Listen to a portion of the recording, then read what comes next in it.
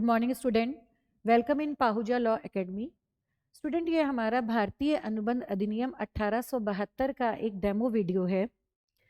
इस क्लास में हम लोग जो टॉपिक डिस्कस करने वाले हैं, हम कुछ इम्पॉर्टेंट टर्म समझेंगे, जैसे कि व्यर्थ ठहराव क्या होता है, ठीक है, व्यर्थनीय अनुबंध क्या होता है, अवैध ठहराव क्या होता है, शून्य संविदा क्या होती है। इस तरीके के हम कुछ शब्दों को यहाँ पे समझेंगे, क्योंकि स्टूडेंट्स आप लोगों को पढ़ते समय ये जो शब्द आते हैं ये बड़ी प्रॉब्लम क्रिएट करते हैं, तो हमें यहाँ पे इन शब्दों की प्रॉपर मीनिंग को समझना है। तो देखिए हम क्या पढ़ने जा रहे हैं इस क्लास में, मैं आपको एक बार बेरेक्ट में भी डिस्प्ले कर देती हूँ। हम लोग यहाँ पे समझेंगे सेक्शन 2G। सेक्शन 2G बात करता है शून्य ठहराव के बारे में, तो हम 2G समझेंगे शून्य ठहराव क्या होते हैं। फिर हम लोग साथ में समझेंगे सेक्शन 2J, जो आपको बताएंगे शून्य संविदा क्या होती है। तो आपको डिफरेंस कराया जाएगा शून्य ठहराव में और शून्य संविदा में। साथ ही आपको शून्य करणीय संविदा के बारे में समझाया जाएगा और आपको एक वैध संविदा क्या होती है इसके बारे में समझाया जाएगा। तो आपने यहाँ पे ये जो धाराएं देखी है, इन्हीं धाराओं के अंदर जो अंतर है वो हम समझेंगे। साथ में अवैध ठहराव भी आपको समझाया जाएगा। चलिए, टॉपिक पे चलने से पहले हम लोग यहाँ पे यह भी बता देना चाहते हैं कि जो भारतीय अनुबंध अधिनियम है, यह इसमें टोटल कितनी धाराएं हैं। भारतीय अनुबंध अधिनियम जिस समय बना था उस समय की अगर हम बात करें तो इसमें टोटल 266 धाराएं थी और यह 4 भागों में डिवाइडेड था। पहले भाग में आपका जो फर्स्ट पार्ट था, फर्स्ट पार्ट में आपके सेक्शन नंबर 1 से लेके 75 तक के थे, जो आपके जनरल प्रिंसिपल सामान्य नियमों की बात करता है। यह नियम आज भी मौजूद हैं, ठीक है। जब हम यही नियम पढ़ रहे होते हैं सेक्शन 1 से 75, तो आपको व्यर्थ ठहराव क्या होता है, व्यर्थ संविदा क्या होती है, ठीक है, शून्य करणीय संविदा क्या होती है, अवैध ठहराव क्या होते हैं, वैध संविदा क्या होती है, ये शब्द आते हैं, ठीक है। इसीलिए मैं इन शब्दों के लिए ये वीडियो बना रही हूँ ताकि आपको इस पे क्लैरिटी बनी रहे। भाग 2 की अगर हम बात करें तो भाग 2 में जो धाराएं हैं वो हमारी थी सेक्शन नंबर 76 से लेकर के 123। पर अब ये जो धाराएं हैं सेक्शन 176 से 123, ये यहाँ पर रिपील कर दी गई, ये मौजूद नहीं है। और इसके लिए हमारा एक अलग से अधिनियम आ गया जिसे हम सेल्स ऑफ गुड्स एक्ट, वस्तु विक्रय अधिनियम के नाम से जानते हैं, जो 1 जुलाई 1930 से एप्लीकेबल है। इन धाराओं को यहाँ से अलग करने का कारण जो यह था कि ये जो धाराएं थी वस्तु विक्रय अधिनियम से संबंधित, यानी वस्तु विक्रय से संबंधित जो जटिलताएं थी उनको बताने में पर्याप्त नहीं थी। इसी वजह से वस्तु विक्रय अधिनियम आपका एक अलग से अधिनियम आया और 1 जुलाई 1930 से लागू है, जिसमें आपकी टोटल अब वर्तमान में 66 धाराएं हैं। नाउ भाग नंबर 3 की अगर हम बात करें, भाग 1, भाग 2 और भाग 3, अगर हम इसकी बात करें तो यहाँ पे जो पढ़ते हो स्पेशल कॉन्ट्रैक्ट 124 से लेकर 238 तक, इसमें आपको विशेष अनुबंध के बारे में बताया जाता है। स्पेशल कॉन्ट्रैक्ट, स्पेशल कॉन्ट्रैक्ट के अंदर आप लोगों को क्या क्या चीजें पढ़ाई जाती हैं। 124 से 125 में आप पढ़ते हो क्षतिपूर्ति के बारे में, जिसे आप इंडेमनिटी भी कह सकती हैं। 126 से लेकर के 147 में आप पढ़ते हो गारंटी के संविदा के बारे में। 148 से लेकर के आप लोग 171 में उपनिधान, जिसे हम बेलमेंट कहते हैं, उसके बारे में पढ़ा जाता है। 172 से लेकर के 179 तक आपको गिरवी की संविदा के बारे में समझाया जाता है। 180 और 181 का अध्ययन हम लोग यहाँ पे उपनिधान के साथ ही कर लेंगे। लास्ट 182 से लेकर के 238 तक की हमारी जो धाराएं हैं, इसमें हम पढ़ते हैं अभिकरण की संविदा, एजेंसी की संविदा के बारे में पढ़ते हैं। तो दोबारा से फिर से दोहरा लेते हैं बात को। धारा नंबर 124 से 125 में हम क्षतिपूर्ति संविदा के बारे में समझते हैं। धारा नंबर 126 से लेकर के 147 में हम गारंटी संविदा के बारे में समझते हैं। धारा नंबर 148 से 171 में एंड 180 से 181 में हम उपनिधान के प्रावधान समझते हैं। उपनिधान को हम बेलमेंट कह सकते हैं। धारा नंबर 172 से लेकर के 179 तक हम गिरवी की संविदा के बारे में समझते हैं एंड 182 से लेकर 238 में हम अभिकरण, जिसे एजेंसी कहते हैं, के बारे में समझते हैं। भाग नंबर 4 ये अभी हमारा मौजूद है। भाग नंबर 4 में अगर हम बात करें तो उस समय यहाँ पे 239 से 266 में साझेदारी के प्रावधान थे। ये जो साझेदारी के प्रावधान 239 से 266 में थे, यहाँ पे चैप्टर नंबर 11 में थे। किसके प्रावधान थे स्टूडेंट? साझेदारी के प्रावधान थे, पार्टनरशिप के। पर ये साझेदारी के प्रावधान यहाँ से भी अब निष्कासित कर दिया गया है और आपके पास साझेदारी अधिनियम, भारतीय साझेदारी अधिनियम 1932 मौजूद है। क्लियर होगी बात? इसको भी यहाँ से निष्कासित करने के पीछे कारण क्या था कि जो साझेदारी में रजिस्ट्रेशन की बात होती है, पंजीयन की बात होती है, उसको लेकर धारा 239 से 266 में कुछ भी नहीं कहा गया। जबकि हम भारतीय साझेदारी अधिनियम 1932 पढ़ते हैं तो वहां पे आपको धारा नंबर 58 की उपधारा 1 के अंतर्गत बताया गया था कि साझेदारी का पंजीयन कराना अनिवार्य नहीं है। लेकिन धारा नंबर 69 वहां पे आपको साथ में बताती है अगर हम पंजीयन नहीं कराते हैं तो किन किन अयोग्यताओं का साझेदारी फर्म को सामना करना पड़ सकता है। तो इन सारी बातों के बारे में हमने स्पष्ट, हमारा अधिनियम रहा, वो हमारा अधिनियम कौन सा रहा? भारतीय साझेदारी अधिनियम, जिसके बारे में इसकी चर्चा की गई। चलिए स्टूडेंट, हम लोग बात करते हैं, ताकि हम जब 1 से 75 पढ़ रहे हैं तो अब वर्तमान में जो मौजूद है वो 1 से 75 मौजूद है और 124 से 238 मौजूद है। तो जब हम 1 से 75 या 124 से 238 पढ़ते हैं, तो जब हम 1 से 75 पढ़ते हैं तो उस समय हमें बार बार देखने को मिलता है वैध संविदा क्या है, व्यर्थ संविदा क्या है, व्यर्थ ठहराव क्या है, व्यर्थनीय संविदा क्या है, अवैध ठहराव क्या है। इस तरीके के शब्द हमारे सामने आते रहते हैं 1 से 75 के अंतर्गत भी, और विशेष अनुबंध पढ़ते समय भी इस तरीके के शब्दों का सामना हमें करना पड़ता है। चलिए एक चार्ट बनाते हैं हम लोग साफ साफ। सबसे पहले हम यहाँ पे बात करते हैं वैध संविदा के लिए। जो संविदा शब्द है इसकी जो परिभाषा दी गई है धारा नंबर 2H के अंदर दी गई है। फिर हम लोग वैध संविदा के बाद समझेंगे हमारा शून्य, जिसे हम लोग व्यर्थ भी कह सकते हैं, शून्य ठहराव। शून्य ठहराव के लिए हम लोग जो धारा डिस्कस करेंगे वो हमारी रहेगी सेक्शन 2 क्लॉज जी। फिर हम लोग समझेंगे शून्य संविदा, इसके लिए हमारी जो धारा रहेगी वो रहेगी सेक्शन 2 क्लॉज जे। फिर इसके बाद हम समझेंगे शून्य करणीय संविदा, इसके लिए हमारी धारा रहेगी धारा 2 सेक्शन 2 क्लॉज आई। नाउ चलिए पहले हम इनमें डिफरेंस समझ लेते हैं। जो संविदा है, कॉन्ट्रैक्ट है, इसको कहाँ पे बताया गया? सेक्शन 2 क्लॉज एच में बताया गया। संविदा करने के लिए बताया गया है 2H में संविदा क्या है? संविदा वह ठहराव जो कानून के द्वारा प्रवर्तनीय हो। तो जब हम 2H का अध्ययन करते हैं तो संविदा करने के लिए हमें दो चीजों की जरूरत पड़ती है। पहला हमें जरूरत पड़ता है ठहराव, और दूसरा वो ठहराव कानून के द्वारा प्रवर्तनीय होना चाहिए। कानून के द्वारा उसका क्या चीज संभव हो स्टूडेंट? प्रवर्तन संभव होना चाहिए। ठहराव बनाने के लिए हमें 3 चीजों की जरूरत पड़ती है। पहला प्रस्ताव, दूसरा स्वीकृति, तीसरा प्रतिफल। एग्जाम्पल के साथ अगर हम समझते हैं तो हमें बात समझ में आएगी। एक बेसिक सा एग्जाम्पल लेते हैं। एक्स अपनी पुरानी कार बेचना चाहता है, कारण क्योंकि उसे एक नई कार खरीदनी है, पर उसके पास पार्किंग स्पेस केवल एक ही है।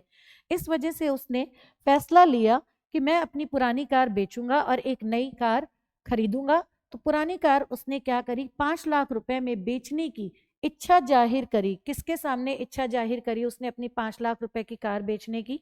वाई के सामने उसने अपना प्रस्ताव दिया। तो यहाँ पे एक्स क्या दे रहा है? प्रस्ताव। जो व्यक्ति प्रस्ताव देता है वह कहलाता है प्रस्तावक। नाउ वाई अपने प्रस्ताव की स्वीकृति किससे चाहता है? वाई से। एक्स अपने प्रस्ताव की स्वीकृति किससे चाहता है? वाई से।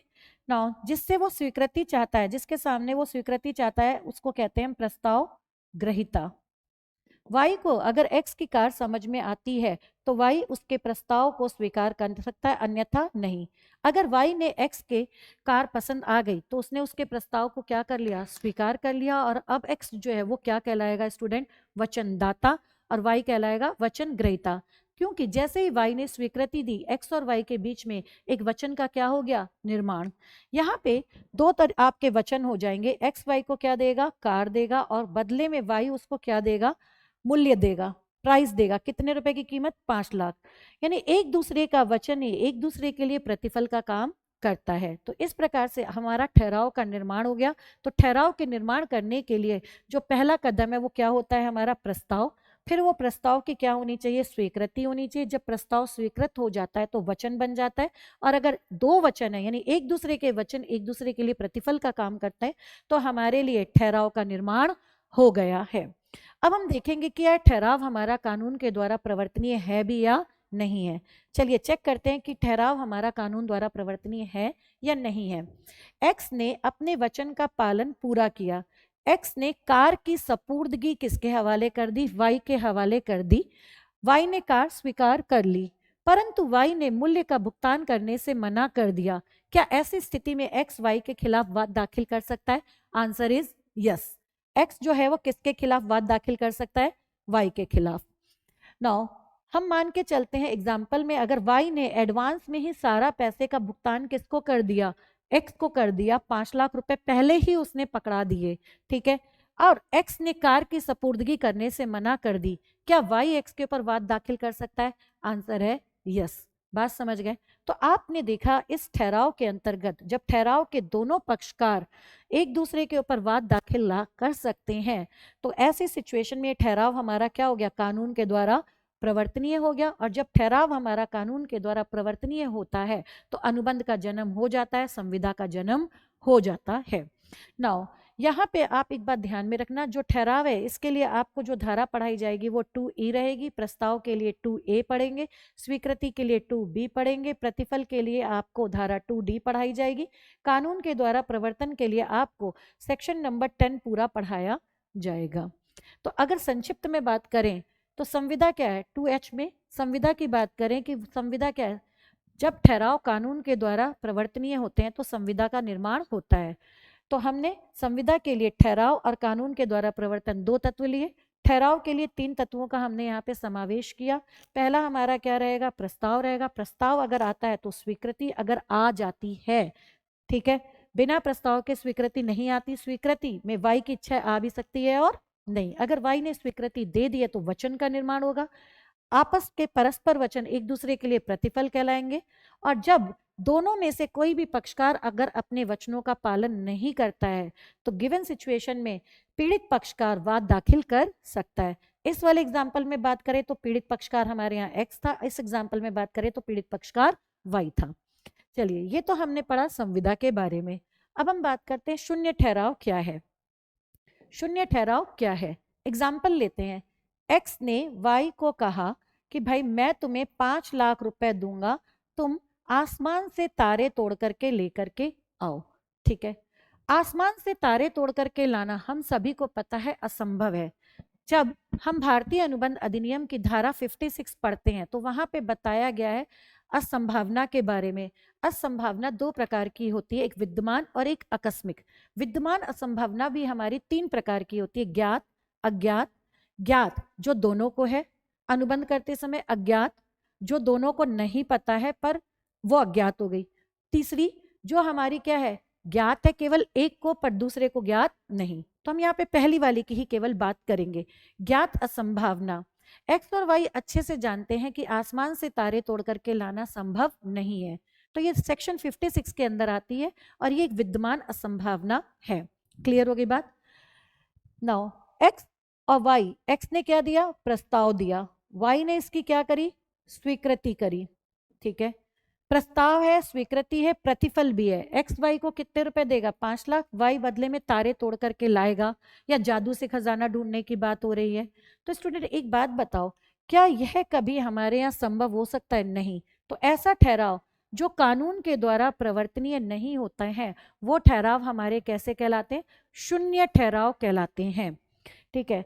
अगर हम बात करें तो हमारे यहाँ अधिनियम के अंतर्गत कुछ ऐसे ठहराव हैं जो स्पष्ट रूप से व्यर्थ घोषित कर दिए गए हैं। वैध अनुबंध बनाने के लिए हमें किसकी जरूरत पड़ती है स्टूडेंट, ठहराव की जरूरत पड़ती है।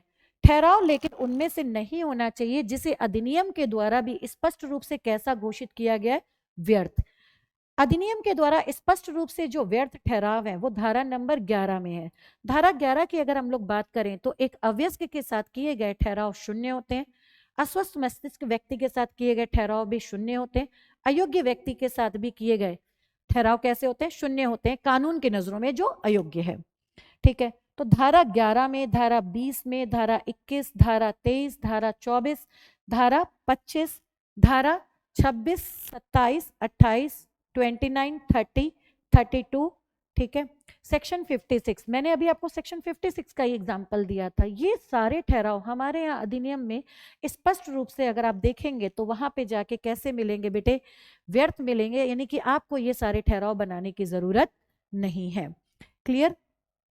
नाउ वापस आते, तो अभी आपको क्लियर हो गया ये बात कि हमारा शून्य ठहराव क्या है? तो शून्य ठहराव वो ठहराव होते हैं जो कि कानून के द्वारा प्रवर्तनीय नहीं होते हैं। अगर हम इसकी बेरेक्ट में जाकर के डेफिनेशन देखें तो ये डेफिनेशन है, वह करार जो विदिता प्रवर्तनीय ना हो क्या कहलाते हैं? शून्य कहलाते हैं। यह रही आपकी शून्य ठहराव की परिभाषा। अब हम बात करते हैं किसकी? शून्य संविदा की। शून्य संविदा के अंदर क्या कहा जाता है? देखो एग्जाम्पल, x है और एक कौन है हमारे यहाँ? y है। एक कौन है? x है और एक कौन है? y। x ने y को 10 चैप्टर के नोट्स बनाने के लिए दिया। पर चैप्टर के नोट्स की पेमेंट वो कितने रुपए करेगा? 1000 रुपीज की पेमेंट करी जाएगी। यह जो x और y के बीच में, x ने क्या दिया? प्रस्ताव दिया। y ने उसकी क्या करी? स्वीकृति कर ली है।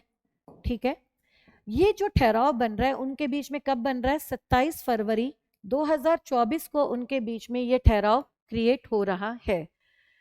नाउ अब क्या हुआ? अचानक 1 मार्च को एक दुर्घटना में वाई की क्या हो गई? मृत्यु हो गई। ठीक है, मेरा क्वेश्चन है, जब वाई की मृत्यु हो गई क्या इस अनुबंध को पूरा कर पाना संभव है? आंसर है नो। 27 फरवरी 2024 को इसने प्रस्ताव दिया, इस प्रस्ताव की स्वीकृति भी हुई, प्रतिफल भी है यहाँ पे। y के लिए प्रतिफल कितने रुपए होगा? टोटल 10,000 रुपए होगा।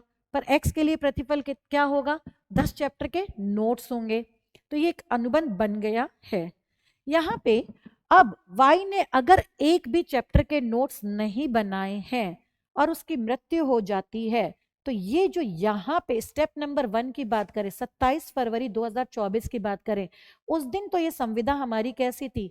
वैध थी। लेकिन अचानक से 1 मार्च 2024 को जब वाई की मृत्यु हो जाती है, तो यही वैध संविदा 1 मार्च 2024 को शून्य संविदा में परिवर्तित हो जाती है। किस में परिवर्तित हो जाती है? शून्य संविदा में। अगर एक सवाल मैं आपसे पूछती हूँ, आपके मन में एक सवाल आया, मैम अगर मान लो एक्स ने जब वाई को प्रस्ताव दिया था और उसने उसको 1000 रुपए एडवांस भी दे दिया था, एडवांस भी दे दिया था, ठीक है, और वाई ने एक भी चैप्टर का नोट्स नहीं बनाए, तो क्या यहाँ पे वाई के जो लीगल रिप्रेजेंटेटिव है एक्स, उनसे ये पैसा वापस मांग सकता है? आंसर है यस। अगर हम क्वेश्चन यहाँ पे फ्रेम करते हैं कि वाई ने एक चैप्टर के नोट्स बना दिए थे और उस चैप्टर के नोट्स की दूसरे चैप्टर से कोई डिपेंडेंसी नहीं थी, वो अपने आप में कंप्लीट था, बात समझ गए? तो गिवन सिचुएशन में यहाँ पे एक्स और वाई के बीच में बात हुई थी, हर चैप्टर की पेमेंट अलग अलग रहेगी, किसी चैप्टर का किसी से कोई कनेक्शन नहीं, ये बातें लागू कर दी गई थी। ठीक है, तो अब यहाँ पे क्या एक्स वाई के एलआर से 1000 रुपए मांग सकता है? Answer is no. Quantum merit के प्रिंसिपल के आधार पे अगर हम बात करते हैं, जब क्वांटम मेरिट पढ़ते हैं, है ना, जितना काम उतना दाम, तो हम अगर उस बात को ध्यान में रखें तो यहाँ पे वाई ने भाई एक चैप्टर के नोट्स बनाए, तो वाई की मृत्यु हो गई, तो अब इसमें वाई का कोई दोष नहीं, तो वाई का एलआर 1000 रुपए रख सकता है और एक्स उससे वो पैसा नहीं मांग सकता, क्योंकि एक्स और वाई के बीच में जब अनुबंध हुआ था तो उन्होंने स्पष्ट किया था हर चैप्टर अलग अलग बनेगा, किसी चैप्टर के किसी पे डिपेंडेंसी नहीं, पर चैप्टर का भुगतान अलग से 1000 रुपए कर दिया जाएगा। तो आई होप आपने देखा कि जो शून्य संविदा है वो संविदा होती है जिस समय उनका निर्माण किया जाता है उस समय तो वो कानून के द्वारा प्रवर्तनीय होती हैं, परंतु उसके बाद अचानक से ऐसी कोई घटना घटित होती है जो पक्षकारों के नियंत्रण में नहीं है, तब वो शून्य संविदा में परिवर्तित हो जाता है वैध संविदा। तो यहाँ पे ये वैध संविदा बनी, बाद में किस में परिवर्तित हो गई? शून्य संविदा में। अगर हम इसकी परिभाषा को जाके बेरेक्ट के अंदर देखें तो ये सेक्शन 2J के अंदर किसकी डेफिनेशन लिखी है? शून्य संविदा। तो शून्य संविदा वो संविदा होती है जो विदिता प्रवर्तनीय नहीं रह जाती, जो जब वह तब क्या हो जाती है? शून्य, जब वह प्रवर्तनीय नहीं रहती। अर्थात जिस समय ये बनाई गई थी उस समय तो ये कैसी थी? वैध, परंतु बाद में कैसी हो गई, शून्य। तो स्टूडेंट ध्यान रखना आप लोग एक बात को, जो हमारे शून्य ठहराव होते हैं ये शुरू से ही कैसे रहेंगे, हमारे शून्य। लेकिन जो शून्य संविदा है ये पहले वैध होती है पर बाद में कैसी हो जाती है बेटे, शून्य हो जाती हैं। ठीक है, नाउ अब हम बात करते हैं शून्य करणीय संविदा की। शून्य करणीय संविदा की जो बात करेंगे वो कौन सी धारा में लिखी है, 2I के अंदर लिखी हुई है। शून्य करणीय संविदा क्या होती है,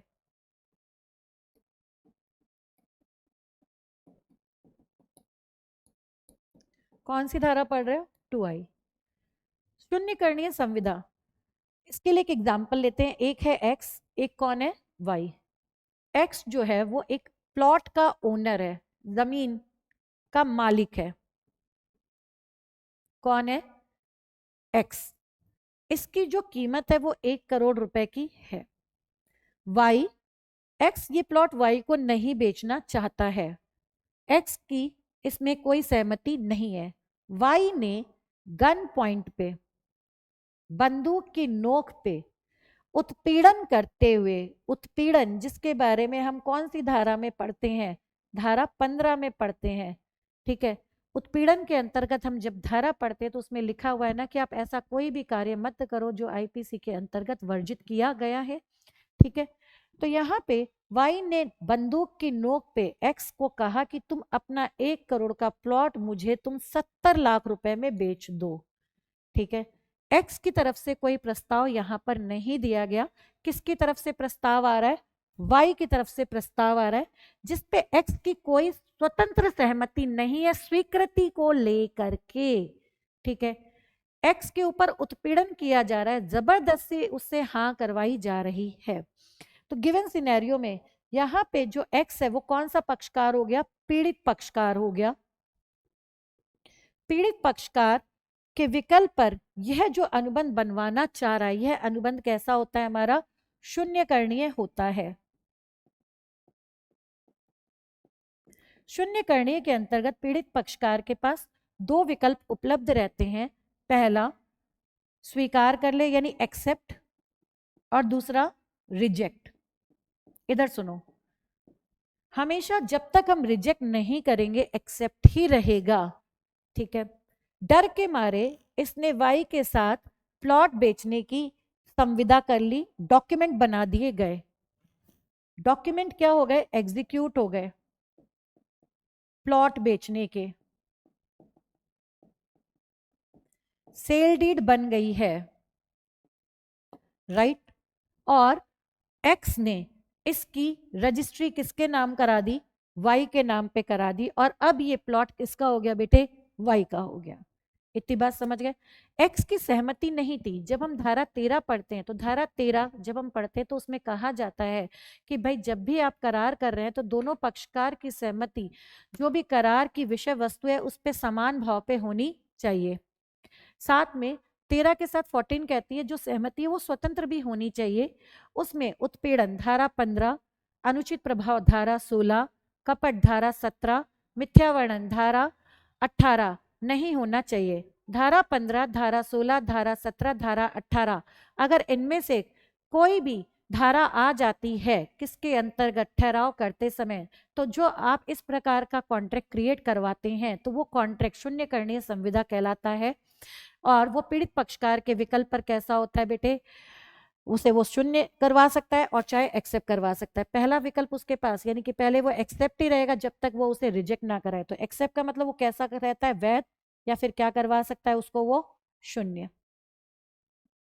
इतनी बात क्लियर हो गई ना। अब हम यहाँ पे बात करते हैं तो इस वाली सिचुएशन में तो वो डर गया और उसने उसको क्या करवा दिया, जो डॉक्यूमेंट बनाए सो सेल डीड थी उसको किसके नाम पे करवा दिया गया, प्लॉट को वाई। अगर यहाँ पे एक्स चाहे तो वो इसको डॉक्यूमेंट चलो बन भी गए हैं, उसके मन में क्या आया कि भाई इस तरीके से तो जीवन जीने की जरूरत नहीं है, किसी ने हमें धमकी दी और बताओ मैंने अपना 1 करोड़ का प्लॉट 70 लाख में बेच दिया। बात समझ गया ना। तो एक्स के ऊपर है, वो चाहे तो इसे शून्य करा सकता है। शून्य कराने के लिए वो क्या करेगा, भाई देखो यहाँ पे वाई ने क्या करा, गैरकानूनी काम करा कि नहीं करा, एक्स वाई के खिलाफ एफआईआर दर्ज करवा सकता है। एफआईआर दर्ज होने पे वाई को गिरफ्तार किया जा सकता है। गिरफ्तार करने पे ये एक हमारा असंज्ञेय अपराध है, सॉरी संज्ञेय अपराध है, कॉग्निजेबल ऑफेंस है। इसमें उसको जमानत मिल भी सकती है और नहीं भी मिल सकती है। चार्जशीट दाखिल हो गई, मैटर कोर्ट में चला, विचारण चला, बात समझ गए, सिद्ध कर दिया गया। अगर हम बात करें, सिद्ध कर दिया गया कि भाई इसने मेरे को मारने की कोशिश करी, आप समझ गए, उसने क्या लिखवाया यहाँ पे कि भाई उसने मुझे मारने की कोशिश करी। तो यहाँ पे क्यों मारने की कोशिश करी, ये वाली बात भी हमारी सामने आ जाएगी। Is this clear?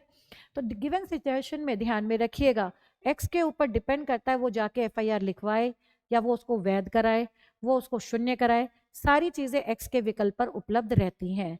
ठीक है, एक्स चाहे तो इसे शून्य करा सकता है, पर सिद्ध कराने का भार किसका रहेगा? एक्स का ही रहेगा। इतनी बातें आपको यहाँ पे ध्यान में रखना पड़ेगा।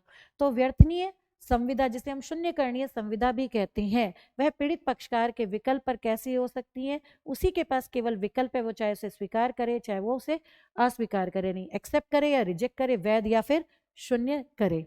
चलिए एग्जाम्पल के लिए साथ साथ हम इसकी परिभाषा यहाँ से पढ़ते हैं। कैसे पढ़ेंगे? शून्य करणीय संविदा क्या होते हैं? वह करार होती है। शून्य करणीय संविदा क्या होती है? एक ऐसे करार होते हैं जो उसके पक्षकारों में से एक या अधिक के विकल्प पर, यहाँ पे एक और अधिक का विकल्प का मतलब किसके लिए हुआ स्टूडेंट? पीड़ित के लिए हुआ। तो विधि द्वारा प्रवर्तनीय है, किंतु किसके विकल्प पर विधि द्वारा प्रवर्तनीय नहीं है? किंतु अन्य पक्षकार या पक्षकारों के विकल्प पर नहीं। यहाँ पे अन्य पक्षकार और पक्षकारों को हम किसके लिए बात कर रहे हैं? दोषी कह रहे हैं। यहाँ पे एक या अधिक को क्या कह रहे हैं? पीड़ित। तो पीड़ित पक्षकार एक भी हो सकता है और एक से अधिक भी हो सकता है। दोषी पक्षकार भी एक भी हो सकता है और एक से अधिक भी हो सकता है। तो ये थी आपकी शून्य करणीय संविदा। तो ध्यान रखना, जब भी आप कोई ठहराव बना रहे हो तो ठहराव बनाते समय धारा 13 कहती है कि उसमें दोनों पक्षकारों की जो सहमति है वो समान भाव में होनी चाहिए। दो या अधिक व्यक्ति सम्मत हुए तब कहे जाता है कि वे किसी एक ही बात पर एक ही भाव में क्या है? सहमत होते हैं। ऐसी सिचुएशन में जो ये सम्मति धारा 13 में आ रही है, इसमें धारा 14 कहती है ना तो 15, ना 16, ना 17, ना 18 इनमें से किसी का भी समावेश नहीं होना चाहिए। अगर इनमें से किसी का भी समावेश है तो ऐसी जो हम संविदा बनाते हैं वो संविदा व्यर्थनीय है। ये हमारी व्यर्थनीय संविदा बन जाती हैं। इसकी परिभाषा हम लोग कहाँ पढ़कर आए? 2I में पढ़कर आए। भूल के लिए हम लोग यहाँ पे चर्चा नहीं कर रहे। भूल के लिए हम जो कहते हैं वो क्या होती है? हमारी मिस्टेक होती है। भूल के लिए हम लोग पढ़ते हैं धारा 20, 21, 22। तो धारा 13 के अंतर्गत ध्यान रखना हमारा 15, 16, 17, 18, 20, 21, 22 कुछ भी नहीं होना चाहिए। पर अभी 20, 21, 22 के लिए हम व्यर्थनीय नहीं लिख रहे हैं यहाँ पे, क्योंकि ये शून्य होती है या फिर वैध होती हैं। व्यर्थनीय उसके अपवादों में आता है। नाउ चलिए अब हम लोग यहाँ पे बात करते हैं। हम लोगों ने क्या कहा था जब हमने टॉपिक की बिगनिंग करी थी? तो मैंने आपको बोला था कि हम डिफरेंस करेंगे वैध संविदा, शून्य ठहराव, शून्य संविदा और शून्य करणीय संविदा के अंतर्गत। अब हमारा एक लास्ट टॉपिक और बच गया, अवैध ठहराव। किसके बारे में हम बात कर रहे हैं अब हम लोग? अवैध ठहराव। देखो आपको यहाँ पे ध्यान में रखने वाली जो बात आएगी वो बात कौन सी आएगी? शून्य ठहराव की और अवैध ठहराव। इसमें ध्यान से डिफरेंस देखिएगा, क्योंकि एक प्रश्न बनता है आपके, जो अवैध ठहराव होते हैं वो शून्य होते हैं, पर जो शून्य होते हैं वो अवैध नहीं होते। तो इस बात को ध्यान में रखने के लिए आप इसको ध्यान से समझिएगा। एक्स ने वाई को कहा कि मैं तुम्हें 50 लाख रुपए दूंगा अगर तुम जेड की हत्या कर दो। ठीक है, एक्स जेड की हत्या क्यों करवाना चाहता था? द्वेष के कारण, ईर्ष्या के कारण, व्यापारिक प्रतिस्पर्धी था वो उसका। यहाँ पे एक्स ने प्रस्ताव दिया। इस एग्जाम्पल की बात करें तो एक्स ने क्या दिया? प्रस्ताव दिया, और वाई ने उस प्रस्ताव की क्या करी? स्वीकृति भी करी। प्रतिफल है, एक्स के लिए प्रतिफल क्या है? जेड की हत्या। ठीक है, वाई के लिए प्रतिफल क्या है? 50 लाख। मैं अगर आपसे सवाल पूछूं क्या ये ठहराव है, तो आंसर है यस, यह ठहराव है। क्योंकि मैंने आपको क्या बताया था? ठहराव बनाने के लिए हमें प्रस्ताव, स्वीकृति और प्रतिफल की जरूरत पड़ती है। तो अगर हम अवैध ठहराव में भी जाते हैं तो वहां पे प्रस्ताव भी है, स्वीकृति भी है, प्रतिफल है। पर मैंने आपको साथ में एक बात और बताई थी कि खाली ठहराव का होना ही पर्याप्त नहीं है, वो ठहराव कानून के द्वारा प्रवर्तनीय भी होना चाहिए, तभी हमारी संविदा का निर्माण होता है। तो यहाँ पे अगर हमें चेक कराना है कि ठहराव तो यहाँ बन गया, क्या वो कानून के द्वारा प्रवर्तनीय भी है? तो चलो चेक करते हैं क्या कानून के द्वारा प्रवर्तनीय है या नहीं। एक्स ने सपोज वाई को पूरे 50 लाख रुपए एडवांस दे दिए और वाई ने हत्या करने से मना कर दिया, पैसा लेके भाग गया। क्या एक्स वाई के खिलाफ किसी प्रकार की कोई कानूनी कार्यवाही कर सकता है? अगर करता है तो उसमें एक्स खुद भी फंस जाएगा। ठीक है, क्या एक्स वाई क्या एफआईआर ये लिखा सकता है जाकर के कि मैंने वाई को 50 लाख रुपए दिए थे हत्या करने के लिए, पर वो मेरा पैसा लेकर के भाग गया? अगर वो ऐसा करता है तो खुद भी फंसेगा। क्या हत्या का ये ठहराव कानून के द्वारा प्रवर्तनीय भी हो सकता है? Answer is no. ठीक है, अगला सवाल, वाई वाई ने पहले हत्या कर दी और एक्स ने पैसा देने से मना कर दिया। आप समझ गए? क्या वाई अपने 50 लाख रुपए की वसूली करने के लिए क्या कोर्ट में जा सकता है? Answer is no. हम सबको इसका परिणाम पता है। तो गिवन सिचुएशन में ये सिर्फ एक ठहराव तो बन रहा है, पर ये ठहराव कानून के द्वारा प्रवर्तनीय नहीं है। तो ऐसे ठहराव को हम क्या नाम दें? यह ठहराव आपको समझ में आ रहा है इसमें क्या चीज यूज हुई है? हत्या यूज हुई है। ठीक है, तो ये ठहराव हमारा कैसा है? अवैध ठहराव है। तो ध्यान रखना, अवैध ठहराव वो ठहराव होते हैं जो शून्य होते हैं और साथ में उसमें दंडनीय भी होते हैं, पनिशमेंट भी दिया जाता है। परंतु जो शून्य ठहराव होते हैं वो हमारे अवैध नहीं होते हैं। तो स्टूडेंट, अभी हम लोगों ने कुछ बहुत ही सिंपल बेसिक एग्जाम्पल यूज करते हुए बहुत ही संक्षिप्त में आपको बताने की कोशिश करी थी कि जब भी आपके सामने शून्य ठहराव, शून्य संविदा, शून्य करणीय संविदा, अवैध ठहराव, अगर इस प्रकार के शब्द आते हैं तो इनका मीनिंग क्या होता है। चलिए एक दो क्वेश्चन हम लोग करके देखते हैं इससे संबंधित। अगर हम यहाँ पे इससे रिलेटेड कुछ क्वेश्चंस करते हैं, एक सेकेंड।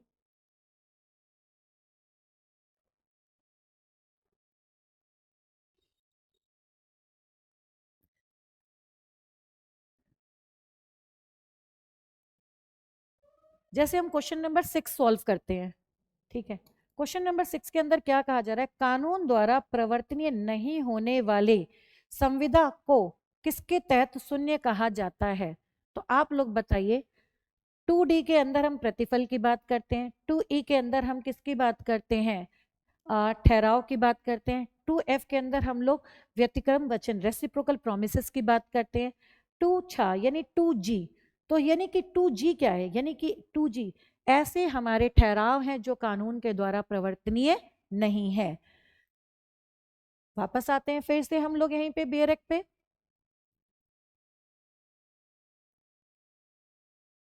वह करार जो विदिता प्रवर्तनीय नहीं है क्या कहलाएंगे? शून्य। तो आप समझ पा रहे हो यहां से क्वेश्चन किस तरीके से बना। एक और क्वेश्चन करते हैं।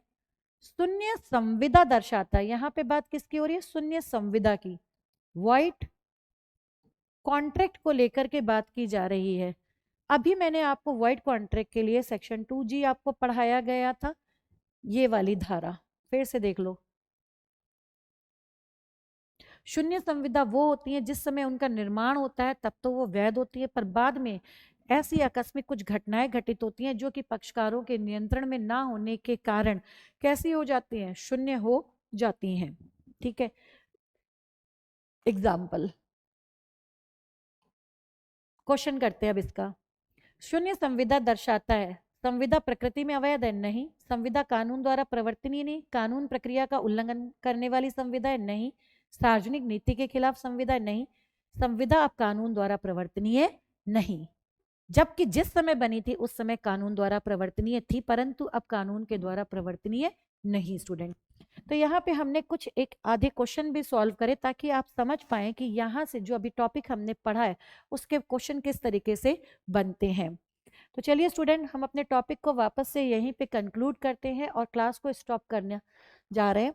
तो हमने क्या समझा आज की इस क्लास के अंदर? हमने समझा कुछ ऐसे शब्द जो हमारे धारा 1 से 75 का अध्ययन करते समय इस्तेमाल होते हैं, ऐसे शब्द जो हमारी धारा 124 से 238 का अध्ययन करते समय इस्तेमाल किए जाते हैं। कौन कौन से शब्द हमने यहाँ पे सीख लिए? संविदा क्या है? संविदा के लिए हमने कौन सी धारा पढ़ी? 2H। वह करार जो विदिता प्रवर्तनीय हो क्या कहलाते हैं? संविदा। तो यानी संविदा के लिए हमें करार और करार विदिता प्रवर्तनीय दोनों बातों का होना जरूरी। साथ में हमने क्या पढ़ा?